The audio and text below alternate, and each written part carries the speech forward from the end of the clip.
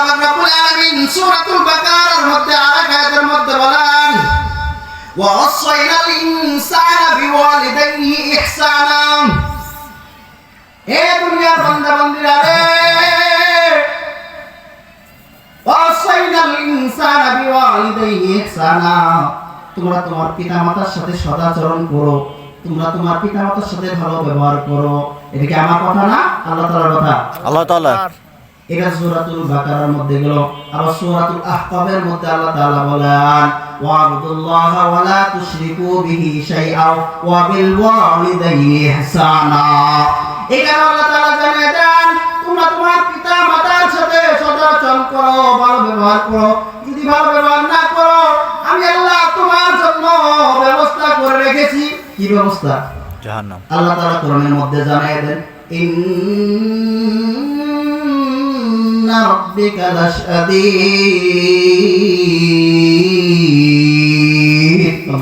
আল্লাহু আকবার। আল্লাহ পাক রব্বুল আলামিন কোরআনের মধ্যে জানিয়ে দেন ইন্না রাব্বিকা লাশাদীদ, আমি রবের পক্ষ থেকে তোমার জন্য কঠিন শাস্তির ব্যবস্থা করে রেখেছি যদি তুমি তোমার পিতামাতার সাথে সদাচরণ না করো। আল্লাহ তাআলা কোরআনের আরেকটা আয়াতের মধ্যে বলেন তাজরি খালিদিনা ফিহা ফি নারি জাহান্নাম খালিদিনা ফিহা আবাদা।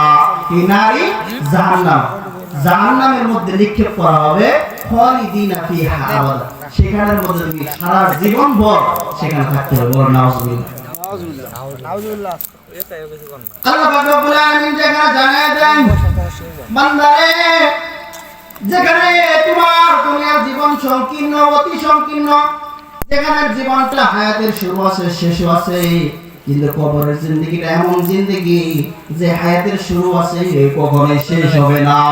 এই হায়াতের জন্য এমন জীবন করিয়া গঠন, মরিলে কাঁদিবে ভবন, হাসিবে তুমি।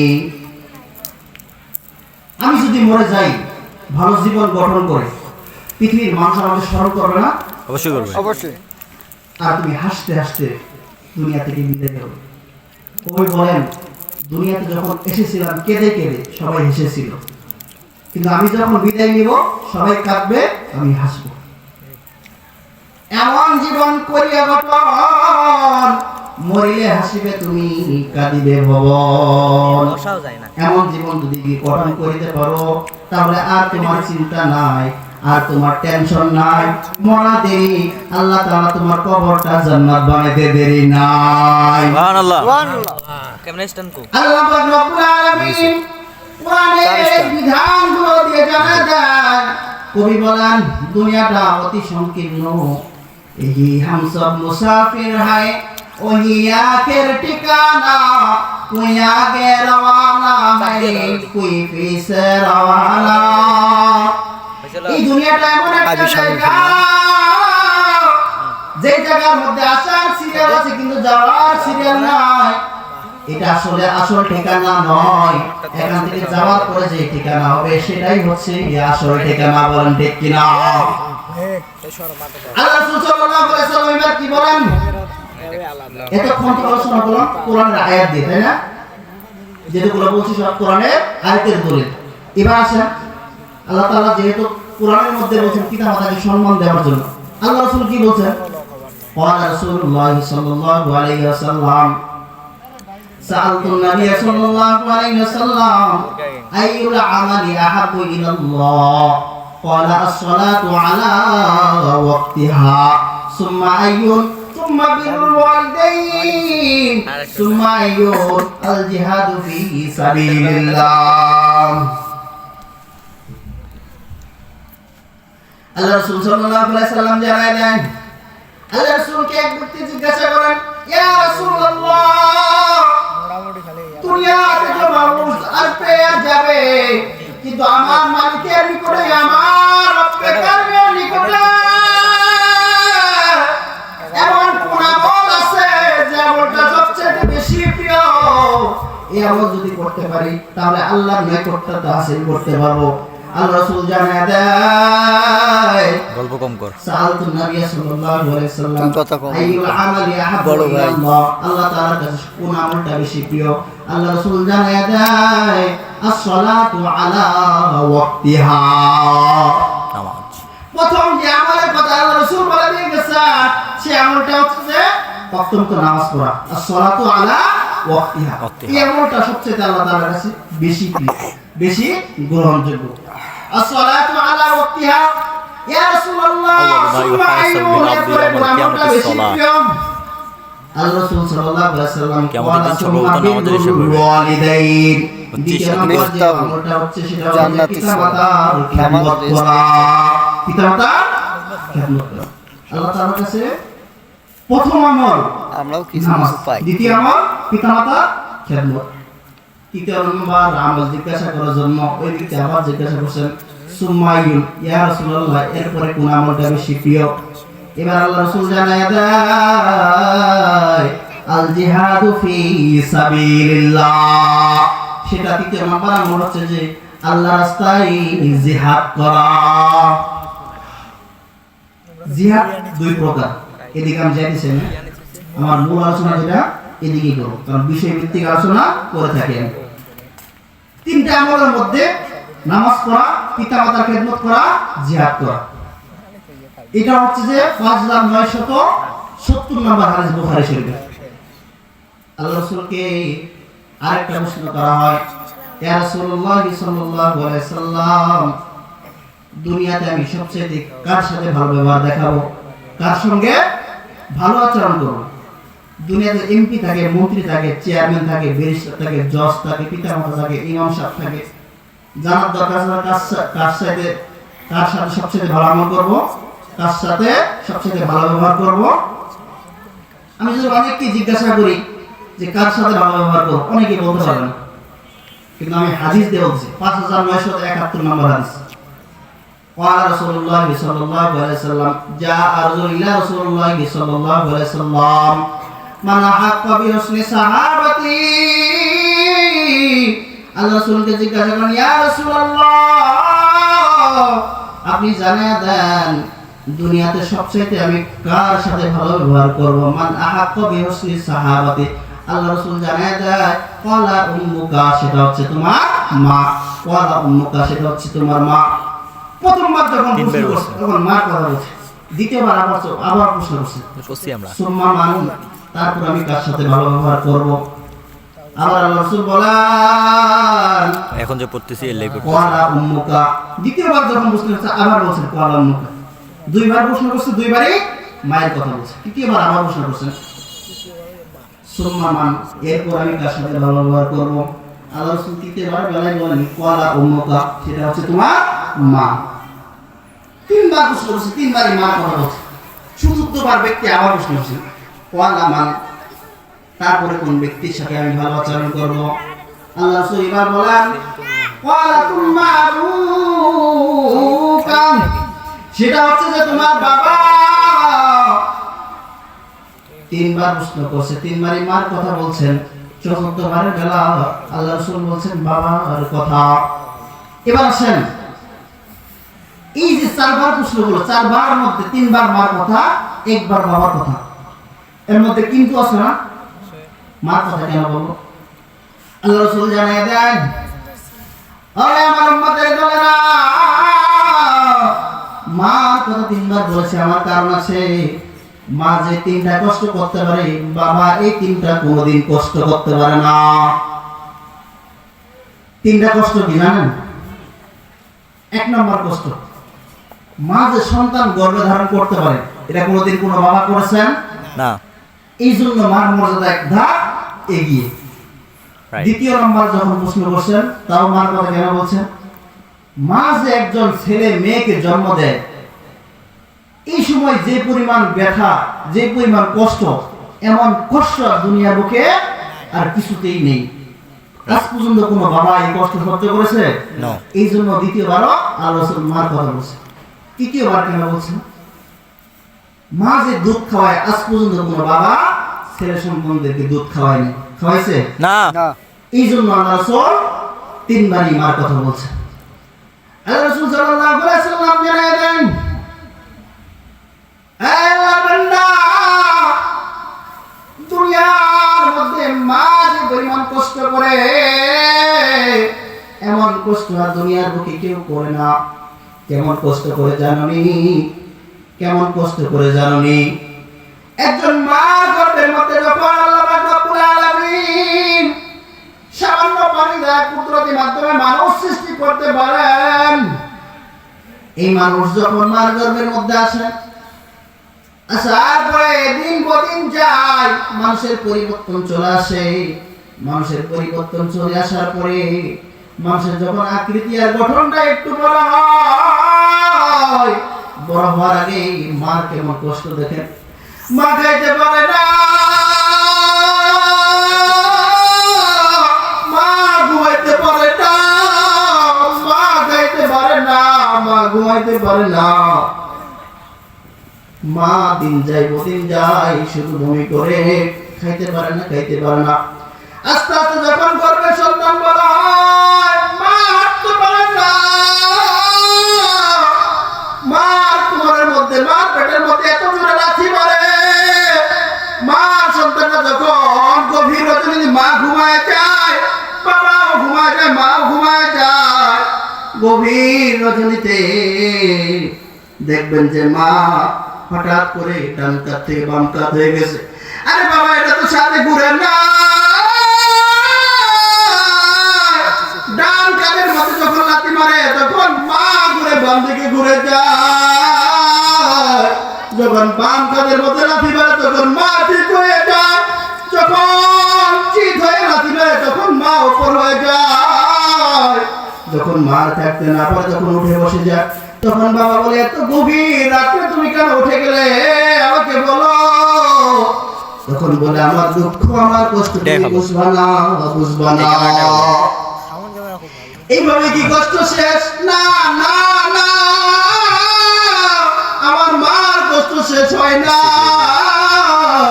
একজন সন্তান যখন দুনিয়ার বুকে যেদিন আসে, আল্লাহ রাসূল জানায় দেন, এই কষ্ট যদি দুনিয়ার সমস্ত কষ্টকে এক পাল্লায় উঠে দেওয়া হয়, আর অন্য কষ্টগুলো মায়ের কষ্টের মধ্যে এক পাল্লায় উঠে দেওয়া হয়, তাও মায়ের কষ্টের পাল্লা ভারী হয়ে যাবে দুনিয়ার সমস্ত কষ্ট থেকে। বলেন সুবহানাল্লাহ।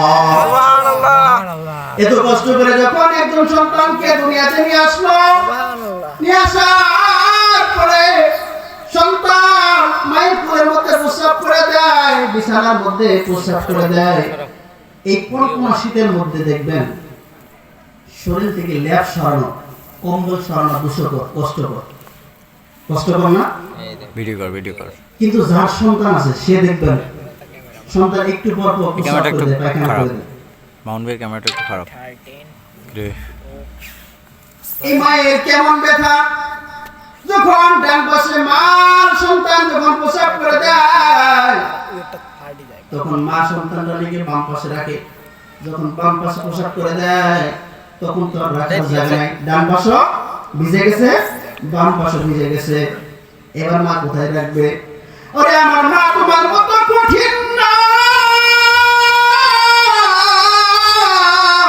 দুনিয়ার মধ্যে জায়গা না থাকতে পারে। এবার মা সন্তানকে বুকে নিয়ে ঘুমাইতে বলেন আল্লাহু আকবার। এই তো হচ্ছে মায়ের ভালোবাসা, মায়ের ভালোবাসা। এই ভালোবাসা একদিন কেমন হয়ে যায় জানেন? আস্তে আস্তে সন্তান যখন বড় হয়, সন্তান বড় হওয়ার পরে সন্তান আর মার প্রতি মহব্বত থাকে না, মার প্রতি ভালোবাসা থাকে না। কেমন ভালোবাসা থাকে না, কেমন মহব্বত থাকে না। ছোট্ট একটা উদাহরণ দিতে গিয়ে আমি আপনাদের সামনে একটা ঘটনা তুলে ধরি সাহাবীদের জন্য। আল্লাহ রাসূল সাল্লাল্লাহু আলাইহি ওয়াসাল্লামের জামানার মধ্যে একজন বড় প্রিয় সাহাবী ছিলেন, একজন মহব্বতের সাহাবী ছিলেন, একজন যুবক সাহাবী ছিলেন। সেই যুবক সাহাবীর নাম হচ্ছে আলকমা। সাহাবীর নাম কি? সবাই বলেন আলকমা। কি নাম? আলকামা। আলকমা রাদিয়াল্লাহু তাআলা আনহু অনেক যুবক সাহাবী, এমন বয়স হয় নাই, হঠাৎ করে একদিন আমরা যেটা বলি হার্ট অ্যাটাক, হঠাৎ করে সুস্থ মানুষ মরে যাওয়ার অবস্থা, হার্ট অ্যাটাক। হঠাৎ করে আলকামা মৃত্যু সজ্জায় সাজ্জিত। মনে হয় আর আলকামা বাঁচবে না। এবার আলকামার স্ত্রী আমার রাসূলের দরবারে গিয়ে বলেন,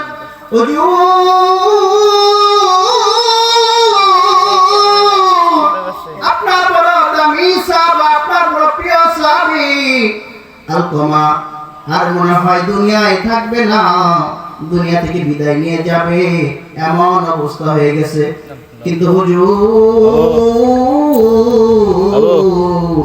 সবচেয়ে দুঃখের বিষয় হচ্ছে যে আলকামার জবান দিয়ে কালিমা জারি হয় না। সে সাহাবী, তারপর তার জবান দিয়ে কালিমা বের হচ্ছে না। এ খবর যখন হুজুরের কাছে পৌঁছে, এবার হুজুর জানায় দেয়, এ বেলাল যাও গিয়ে দেখো আলকামার জবান দিয়ে কেন কালিমা জারি হয় না, আলকামার জবান দিয়ে কেন কালিমা জারি হয় না। হুজুর চারজন সাহাবীকে পাঠায়, যাওয়ার পরে কালিমা তালকিন দেয়, কালিমা তালকিন দেওয়ার পরেও কালিমা জারি হয় না। এবার বেলালকে বলে, বেলাল যাও যাও হুজুরের কাছে গিয়ে বলো আলকামার জবান দিয়ে কালিমা জারি হয় না। এবার হুজুর বেলালকে বলে, আরে বেলাল দেখো আলকামার মা বাবা দুনিয়ায় বেঁচে আছে কিনা। এবার আলকামার মা বাবা দুনিয়ায় বেঁচে আছে কিনা। এবার বেলাল বলেন, হুজুর আলকামার বাবা তো অনেক আগেই দুনিয়া থেকে বিদায় নিয়ে চলে গেছে, কিন্তু আলকামার মা এখনো দুনিয়ায় বেঁচে আছে। এবার হুজুর বলেন, আলকামার মাকে বলো যদি পারে আমার সাথে সাক্ষাৎ করো, আর যদি না পারে আমি হুজুর তার সাথে গিয়ে সাক্ষাৎ করব। আলকামার মাকে যখন বলেন, ও আলকামার মা, হুজুর সাল্লাল্লাহু আলাইহি ওয়াসাল্লাম তোমাকে সাক্ষাৎ করার জন্য বলেছেন, তুমি যদি পারো আমার রাসূলের কাছে গিয়ে সাক্ষাৎ করো, আর যদি না পারো আমার রাসূল স্বয়ং তোমার কাছে এসে সাক্ষাৎ করবে। এবার তোমার মা অনেক বৃদ্ধা মানুষ, সে বলেন, না রে বেলাল, না না, যে কিনা দুনিয়ার সবচেয়ে মহামানব, যার জন্য দুনিয়ায় এত কিছু, সে আমার বাড়িতে কষ্ট করে আসবে আর আমি বসে থাকবো, এটা হতে পারে না। এবার আলকামার বৃদ্ধ মা হাতের মধ্যে লাঠি নিয়ে হুজুরের দরবারে রওনা দিলেন। বলেন সুবহানাল্লাহ। হুজুরের কি তাজিম, নবীর কি তাজিম, নবীর কি আদর্শ তাদের ভিতর ধারণ করেছেন। এবার আলকামার মা আস্তে আস্তে হুজুরের দরবারে গেলেন। যাওয়ার পরে, ইয়া রাসূলুল্লাহ আপনি আমাকে স্মরণ করেছেন, আমি এসেছি, কেন স্মরণ করেছেন। আলকামার মাকে হুজুর বলেন, আলকামার মা, তোমার আলকামা তো আর মনে হয় দুনিয়ায় বাঁচবে না।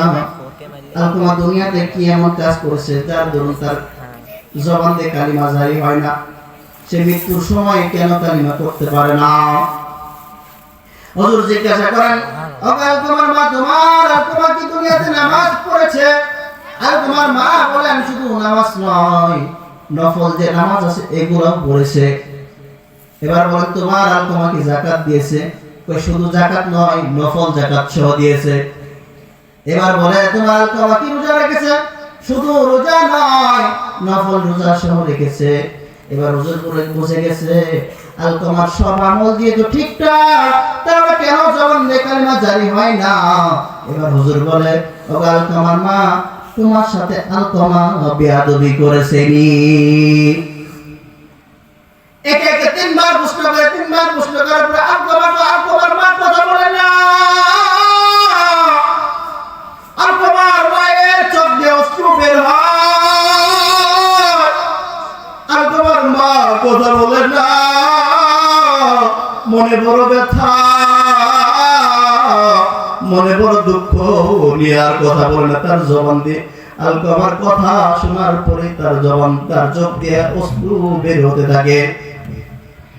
এবার আলকামার মা যখন বলেন, আমাকে আলকামা কষ্ট দিয়েছেন, তখন আলকামার মাকে আল্লাহ রাসূল সাল্লাল্লাহু আলাইহি ওয়াসাল্লাম বলেন, ওগো আলকামার মা, তুমি আলকামাকে মাফ করে দাও, নতুবা আলকামা জবান দিয়ে কালিমা জারি হবে না। এবার আলকামার মা বলেন, হুজুর